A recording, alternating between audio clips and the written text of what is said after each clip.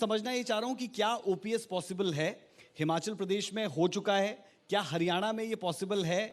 जो एनपीएस के तहत लोग थे, क्या उन्हें ओपीएस में कन्वर्ट किया जा सकता है? ये कितना डिफिकल्ट है, या फिर कह रहे हैं कि क्योंकि सरकार जब चुनावों में जाएगी तो इस मसले पर क्योंकि लाखों लोग जुड़े हुए हैं, तो क्या लगता है आपको कि प्रैक्टिकली पॉसिबल है? हालांकि समिति अब बनी है, हमने निर्मला सीतारमण का बयान भी सुना था, तो कैप्टन अभिमन्यु कैसे देखते हैं इसे? देखिए, मैं सरकार में नहीं हूँ और सरकार के विषयों के सीधे संपर्क में नहीं हूँ। लगभग 4 साल होने वाले हैं। ये बात सही है कि ओल्ड पेंशन स्कीम से जब न्यू पेंशन स्कीम की तरफ आगे बढ़े हैं तो बहुत पानी बह चुका है, बहुत आगे निकल चुके हैं।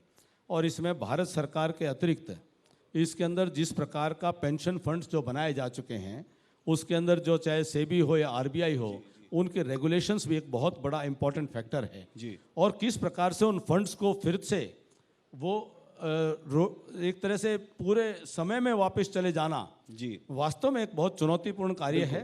और मैं दाद देना चाहूँगा प्रधानमंत्री आदरणीय नरेंद्र भाई मोदी जी की कि उन्होंने बड़ा साहसिक निर्णय किया है कि इसके ऊपर एक कमेटी बैठाना अपने आप में उनके अच्छी नीयत का संकेत दे रहा है कि वो अपने एक महत्वपूर्ण वर्ग है जो देश का, उसके किसी भी विषय को लेकर के वो चिंता कर रहे हैं, उसके समाधान का प्रयास कर रहे हैं।